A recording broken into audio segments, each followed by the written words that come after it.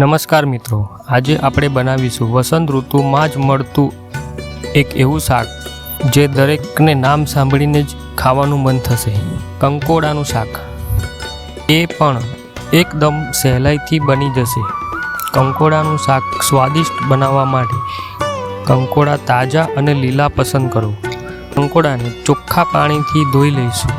બધા કંકોડાને આપણે ઉપરથી આ રીતથી તેની છાલ છોલીને દૂર કરીશું।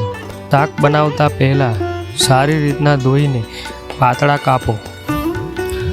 બધા કંકોડા સમારી લઈશું, પછી તેને એકવાર ચોખ્ખા પાણીથી ધોઈ લઈશું। 2 મીડિયમ સાઇઝની ડુંગળીને પાતળી કાપીશું।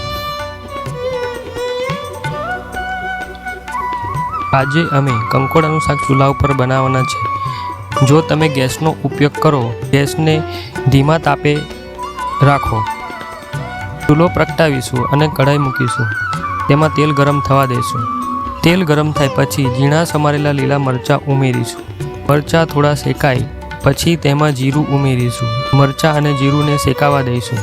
લસણ અને મરચાંને ખાડીને બનાવેલી પેસ્ટ ઉમેરી તેને પણ શેકી લઈશું। મસાલો બરાબર શેકાઈ જાય પછી તેમાં ડુંગળી ઉમેરી તેને હલાવીને મિક્સ કરી લઈશું।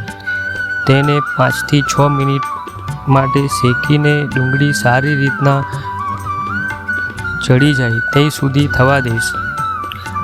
ડુંગળી શેકાઈને તેનો કલર બદલાઈ ગયો છે અને તેમાંથી તેલ પણ છૂટું પડવા લાગ્યું છે, એટલે હવે તેમાં આપણે કંકોડા ઉમેરી હલાવીને સારી રીતના મિક્સ કરી લઈશું।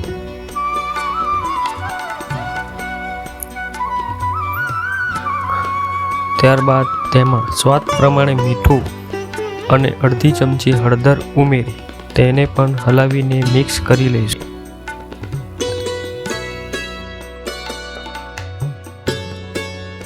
ઢાંકણ ઢાંકીને 2 થી 3 મિનિટ થવા દઈશું। થોડા સમય અંદરે હલાવતા રહીશું જેથી શાક ચોટે નહીં।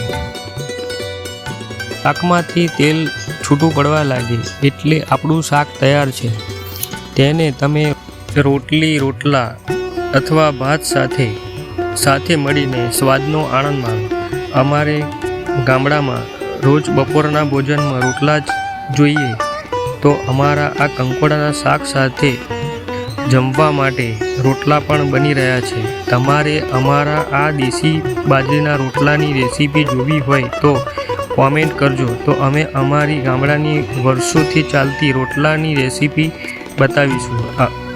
અમારા આ વિડીયો તમને ગમતા હોય તો લાઈક, શેર અને સબસ્ક્રાઈબ કરવાનું ભૂલશો નહીં।